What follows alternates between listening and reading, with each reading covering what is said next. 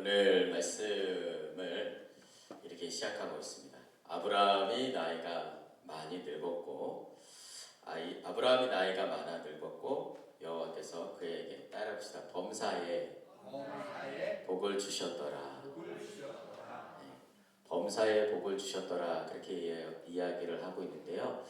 이 성경 말씀을 우리가 읽을 때 참 납득이 되지 않는 흔히들 얘기하는 믿음이 없이는 잘 받아들여지지 않는 모습이 이러한 성경 말씀 가운데 많이 나옵니다. 일전에도 우리가 말씀을 아브라함에 대해서 이야기를 드렸는데 아브라함이 고난이 많았던 사람이에요. 지난주에도 거론했듯이 본토 친척 아비집을 떠나서 자기가 익숙한 환경인데 자기가 익숙한 그 환경을 떠나라고 말씀하시니까 좋은 의미로 생각하면 도전이 될 수도 있지만 그 적응 안 되는 새로운 환경에서 살아가야 되고 새로운 환경에서 살아가면 뭔가 잘 돼야 된다는데 잘 돼야 되는데 아브라함에게 함께 이렇게 든든한 백이 되어 주었던 아버지 데라가 돌아가시게 됐어요. 그래서 긍정적으로 홀로 서기가 되는 것 같지만 어찌됐든 두려움이 있는 가운데 가나안 땅에 들어가라고 해서 가나안 땅에 하나님 말씀 따라 들어가는데 들어가자마자 기근이 생기게 되고 배고파가지고 애굽으로 쫓겨가게 되고 애굽으로 쫓겨가서 바로 왕에게 자기의 아내를 뺏길 수 있는 그러한 위험한 상황도 오게 되고 그러한 많은 어려움이 있었습니다. 북방왕들과 싸우는 가운데 물론 승리를 하였지만 거기서 목숨을 잃을 수 있는 상황이 내 생명을 잃어버릴 수 있는 상황이 그리고 나와 함께 했던 조카 롯이 나와 동행하면서 나와 좀 이렇게 바른 모습으로 살아가야 되는데 바른 모습? 그릇된 모습은 아니지만 조카 롯이 요단 서편을 선택하니까 자기는 요단 동편을 선택해야 되는 광야 그 황무지 아무것도 없는 곳을 선택해야 되는 참 어려운 그 광야 가운데서 살아가야 되는 아브라함의 모습. 근데 또 가장 큰 문제는 자식이 있어야 되는데 자식이 없는 거예요. 아브라함에게. 그러니까는 애굽 여인을 데려오잖아요. 하갈을 데려오게 되고 그 하갈과 자기의 본부인이 또 갈등하게 되고 그 가정에 심히 문제가 많았어요.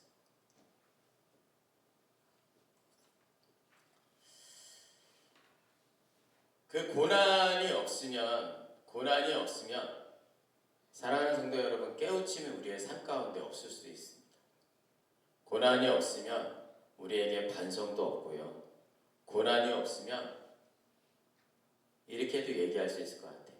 우리의 성장이 없을 수도 있다. 고난이 우리에게 덕이 되고 고난이 우리에게 복이 될 수도 있다는 것을 성경은 우리에게 말씀해 주고 있습니다.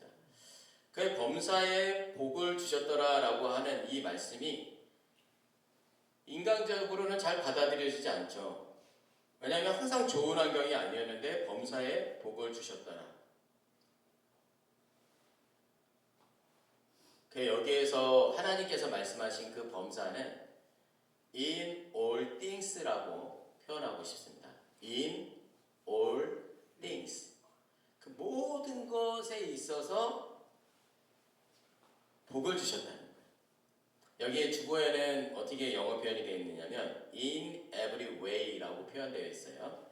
근데 in all things 모든 것에서 하나님이 거기에 좋은 것도 주시고 때로는 우리가 나쁜 거라고 생각하는 그 나쁜 것도 허락하시는데 그 모든 것 가운데에서 좋은 것에서도 우리를 얻게 하시고 나쁜 것 가운데서도 우리를 얻게 하시는 그 복을 하나님께서 우리에게 주셨다는 거예요.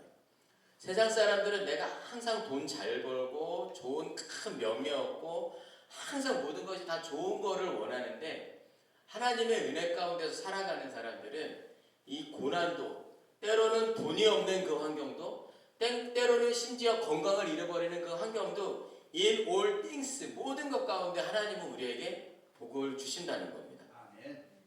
그 우리에게 하나님께서 복을 주신다는 게 어떤 복이냐? 그거는 히브리어로 바라크라고 하는 복을 주셨더라라는 히브리어 뜻이 있거든요. 바라크. 근데 그 바라크의 뜻이 뭐냐면 원뜻이 무릎을 꿇다. 신기하죠? 무릎을 꿇다, 하나님을 송축하다. 이게 뭔 말이냐면 아브라함은 고난 가운데서도 하나님 앞에 무릎을 꿇었다는 거고, 자기가 잘 되는 가운데, 자기가 건강할 때 자기의 소원이 이루어졌어요. 아들 이삭을 얻게 됐어요. 그러한 좋은 환경 가운데도 그분은 무릎을 꿇고 송축하였다는 거예요.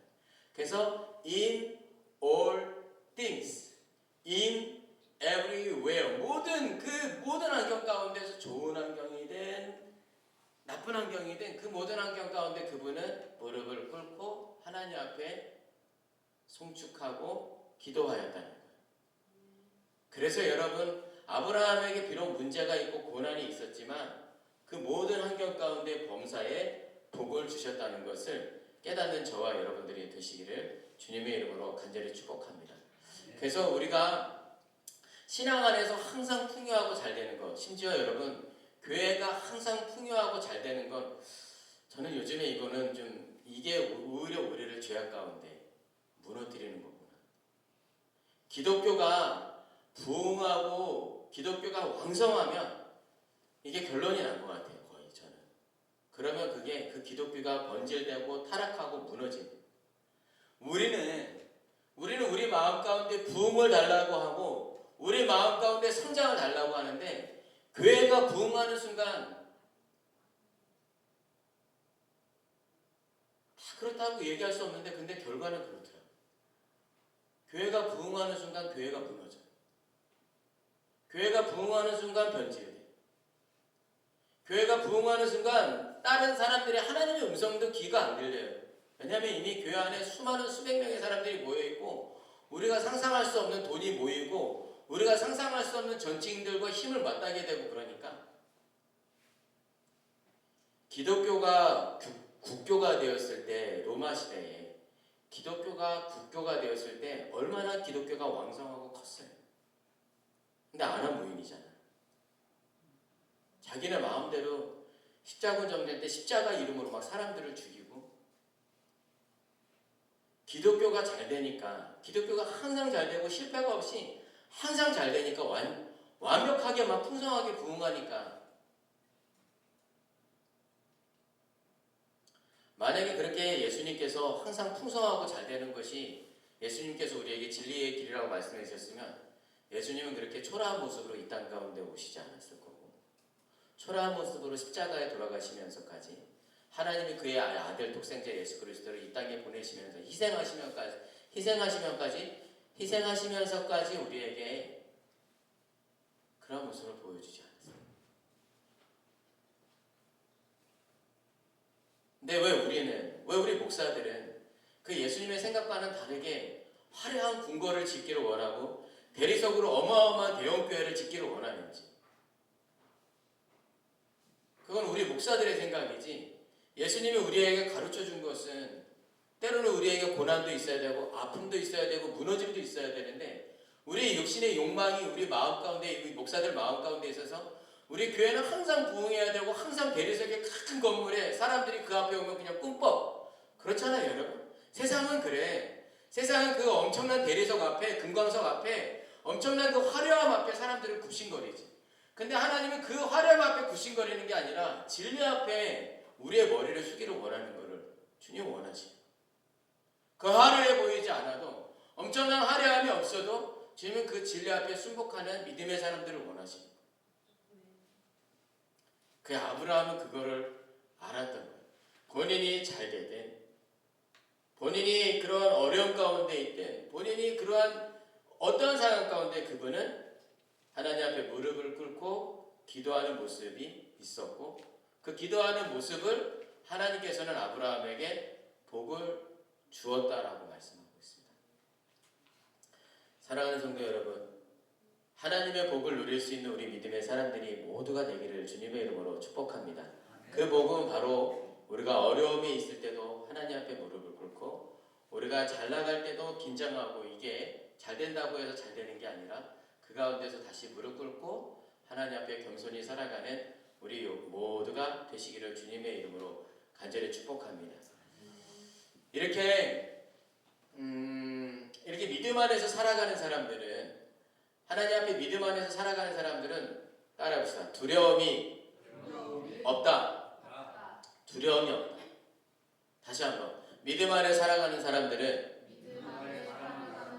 두려움이 없다.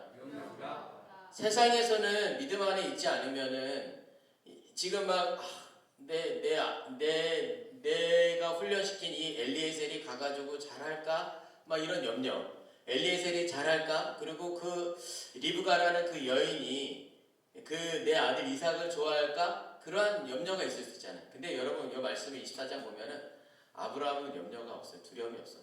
그 만약에 리브가가 받아들이지 않으면 대체 오케이. 내가 그 책임을 너에게 묻지 않겠다. 두려움이 없어요.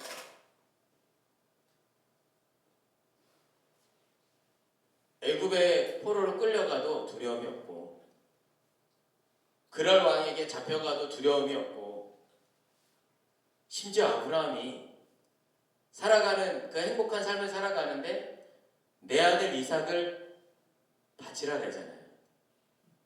그런데 표현되지 않은 두려움이 있을지 모르겠지만 성경에서는 아브라함이 단호하게 아침에 일찍 일어나가지고 숯불을 준비하고 자기 아들 이삭을 바치려고 하는 그 믿음으로 두려움 없이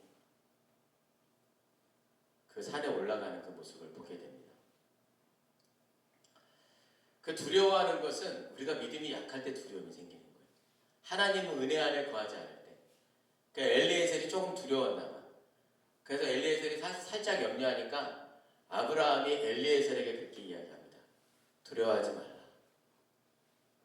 너 앞서 네가 그 땅에 가기 전에, 네가 그 땅에 다다르기 전에 내가 먼저 그곳에 하나님께서 사자를 보내실 거야.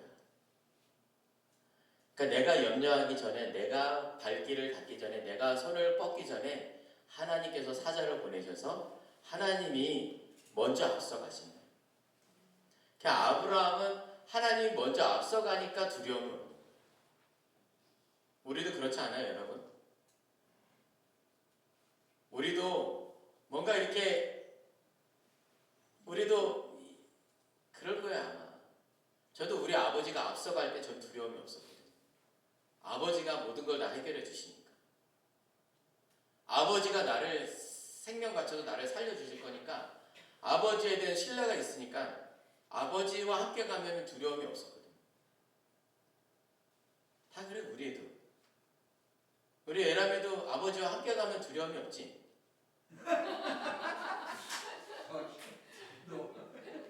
저는 그랬어요. 저는 우리 아버지랑 함께 가면, 우리 아버지만 손만 잡으면은, 우리 아버지와 함께 있으면은 밤도 두렵지 않고 어디 서울을 가도 두렵지가 않아요. 심지어 우리 아버지가 강에다 나를 집어 던져도 아버지가 수영을 잘하시니까 나를 다 구원해 줄 거라는 그런 두려움이 없었어요. 나보다 앞서가시는 아버지가 계시니까. 그러니까 아버지를 믿는 거지. 저놈 새끼는 저를 안 믿는 거예요. 나쁜 놈이에요. 하나님을 믿는 사람은 두려움이 없다는 거예요.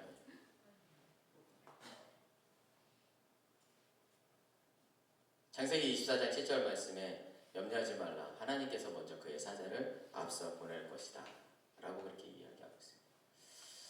사랑하는 성도 여러분, 세상은 두려워하지만 우리는 믿음 안에서 두려워하지 아니하는 우리 모두가 되시기를 주님의 이름으로 축복합니다. 그 여기에서 또 구별됨이 있는 것 같아요.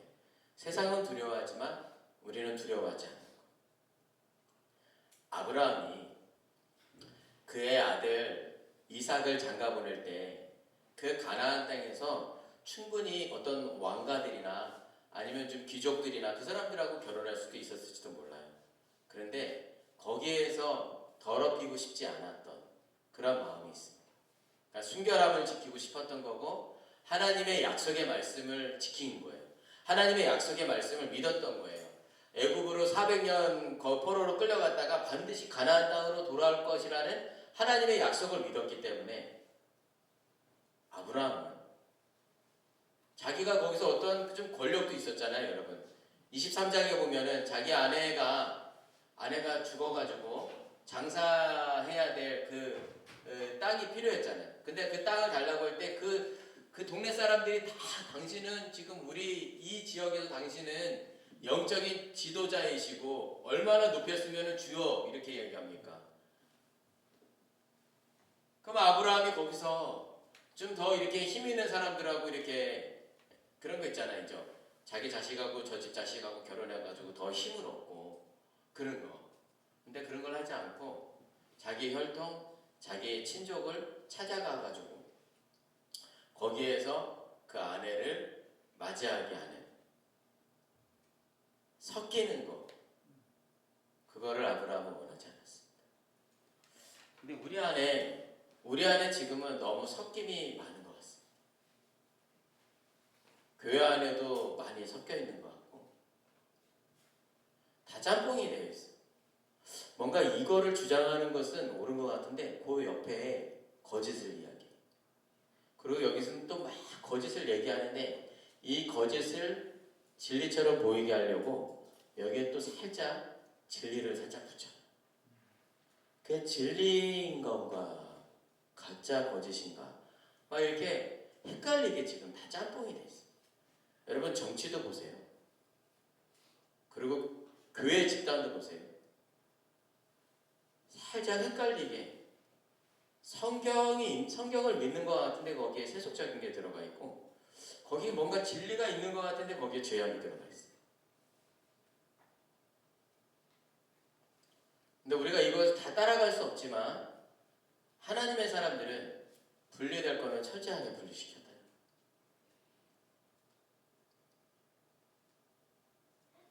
그런 아브라함의 모습이 우리 모두의 모습이 되었으면 좋겠습니다. 우리가 그렇게 이런 사람이 되었으면 좋겠다 하는 그 롤모델이 아브라함이지만 아브라함이 처음서부터 믿음이 있었느냐? 아니라고 말씀을 우리가 함께 나눴잖아요. 자기 상속자를 엘리에셀이 내 집에서 키운 엘리에셀이 우리 집의 상속자가 될 것입니다. 아니다. 내 뿌리에서 난 자가 상속자가 되리라 라고 말씀할 때 하나님 무슨 말씀입니까? 이스마엘이나 그냥 내 상속자가 되게 해달라고 또 두 번째 그렇게 얘기하게 돼요. 근데 하나님은 아니라는 거죠. 믿음이 없었던 사람이었는데 어떤 면에서는 아브라함에게 그다지 믿음이 있었던 사람이 아닌데 결국에는 자기 아들 이삭까지 바칠 수 있는 믿음이 생겼던 거죠. 사랑하는 성도 여러분, 우리의 믿음이 다 처음부터 온전하지 않습니다. 근데 세월이 지나가다 보면 시간이 지나가다 보면은 그 문제 가운데 사건 가운데 그 역사하심과 그 결과를 통하여서 우리 안에 더욱더 큰 믿음이 하나님이 기뻐하시는 온전한 믿음이 세워지기를 주님의 이름으로 간절히 축복합니다. 아들까지 바칠 수 있는 그 믿음 하나님이 테스트하신 거잖아요. 근데 저는 여기서 놀라운 걸 발견했는데 뭐냐면 저만 놀라운 거라고 생각할 수도 있지만 하나님도 하나님 입장에서 가장 귀한 거를 바쳤어요. 그게 바로 우리가 고백하는 예수 그리스도. 근데 아브라함도 자기가 가장 귀하고 귀하게 수십 년 동안 기다려서 얻은 그 아들 이삭을 바치니까 그때야 비로소 내가 나를 경외하는 줄 안다 라는 말씀을 드렸어요.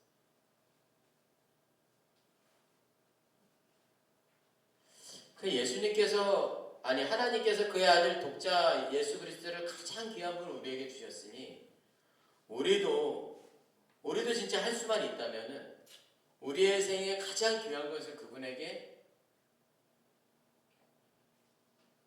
드릴 수 있는 그 순간이 우리의 믿음의 그 결승골이지 않을까 싶습니다.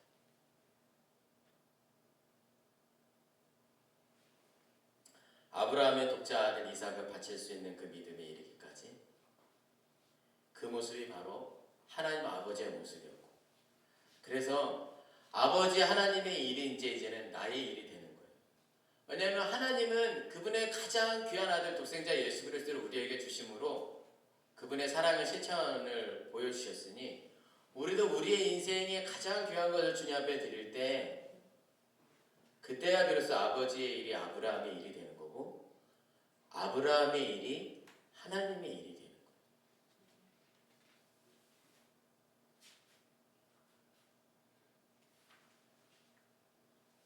그게 진짜 벗 아닐까 싶은 거예요. 그게 진짜 동료 아닐까 싶은 거예요. 그게 진짜 친구지 않을까 싶은 거예요. 이렇게 모습으로 나아가니 하나님이 아브라함에게 너는 나의 벗이라 이렇게 얘기 안 하겠습니까? 우리 입장에서 얘기하는 건 상당히 건방진 것 같지만 거의 동급이 돼버린 거예요.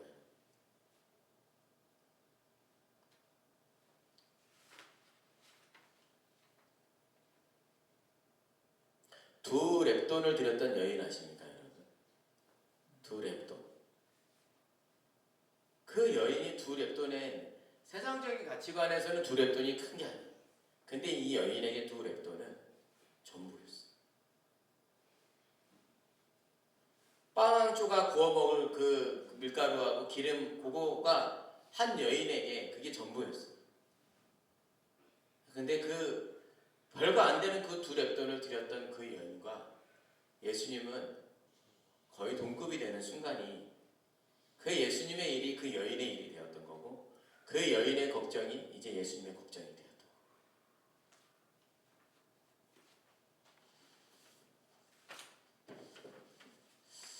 이렇게 멋진 하나님의 벗이 아브라함이 되었듯이 사랑하는 성도 여러분, 하나님의 멋진 벗들이 우리 모두가 되기를 주님의 이름으로 축복합니다. 그리고 아브라함에게 또 멋진 벗이 있었어요. 그 사람이 바로 엘리에셀이었어요. 엘리에셀 너무 멋있더라고요. 엘리에셀이 너무 멋있어. 창세기 24장 혹시 성경책 읽으면은 한번 성경책 있으시면 제가 아브라함이 엘리에셀에게 가서 저기 나의 고향 나의 본토 그 친척의 집에 가서 아내를 얻어오라는데 엘리에셀이 가요. 근데 12절 이런 말씀 엘리에셀이 도착해서 이렇게 기도하는 것 같아. 그가 이르되 우리 주인 아브라함의 하나님 여호와여 원하건대 오늘 나에게 순조롭게 만나게 하사 내 주인 아브라함에게 은혜를 베푸시옵소서. 예, 아브라함의 믿음이 엘리에셀에게도 들어가는 것 같아요. 그 성중에 사람들의 딸들이 물 기르러 나오겠사오니 내가 우물 곁에 서 있다가 한 소녀에게 이르기를 청하건대 너는 물동이를 기울여서 나로 마시게 하라 하리니 그의 대답이 만약에 그 여인의 대답이 마시라 내가 당신의 낙타에게도 마시게 하리라 하면 그는 주께서 주의 종 이삭을 위하여 정하신 자라 이 은혜 베푸심을 내가 알겠나이다. 그렇게 얘기를 해요. 어떻게 이렇게 이 아브라함이 키운 엘리에셀이 이렇게 아브라함의 마음과 동일할까? 그래서 막상 가서 어떤 여인을 딱 만났어요. 그 여인이 물을 기르니까 이제 그 여인에게 나 물 한 잔만 줄래? 그러니까 그 여인이 물도 주고 당신의 낙타에게까지 내가 물을 먹이겠습니다. 딱 이러는 거야. 그러니까는 그때 엘리에셀이 그렇게 얘기하는 거죠. 26절 말씀에 이에 그 사람이 머리를 숙여서 여호와께 경배하고 이르되 나의 주인 아브라함의 하나님 아직까지는 자기의 하나님이라고 얘기를 안 하는 것 같아. 아브라함의 하나님 여호와를 찬송하나이다. 나의 주인에게 주의 사랑과 성실을 그치지 아니하셨사오며 여호와께서 길에서 나를 인도하사 내 주인의 동생 집에 이르게 하셨나이다. 그래서 리브가하고 꼭 리브가의 오라버니를 만나게 돼요. 그래서 외삼촌 라반이 이렇게 들어오라 그래. 들어와서 식사하라 그랬는데 엘리에셀이 또 더 멋있는 모습을 보여요. 어떤 모습을 보냐면 33절 말씀에 그러니까 아브라함의 일이 자기 일이 돼버렸어. 그 앞에 음식을 베푸니 그 사람이 이르되 엘리에셀이 이르되 내가 내 일을 진술하기 전에는 내가 먹지 아니하겠나이다 라고 얘기해요. 그러면서 자기가 여기까지 온 과정을 쭉 설명하더니만 라반이 그런 얘기를 해요. 야, 이거는 하나님이 일을 시작하셨고 하나님이 일을 이루어 가신 거네. 우리가 이걸 어찌 거절하냐.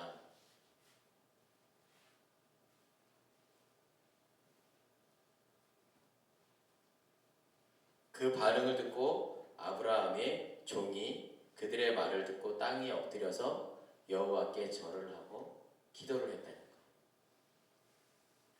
거예요. 이게 아브라함의 믿음이 엘리에셀에게 흘러가서 하나님의 그 믿음이 아브라함에게, 아브라함의 믿음이 또 엘리에셀에게. 사랑하는 성도 여러분, 아버지의 마음이 나의 마음이 되기를, 그리고 나의 마음이 하나님의 마음과 합하여서 곧 나의 일이 아버지의 일이 되어서 나보다 앞서 보내시는 그 하나님을 경험하는 우리 모든 하나님의 사람들 되시기를 주님의 이름으로 축복합니다.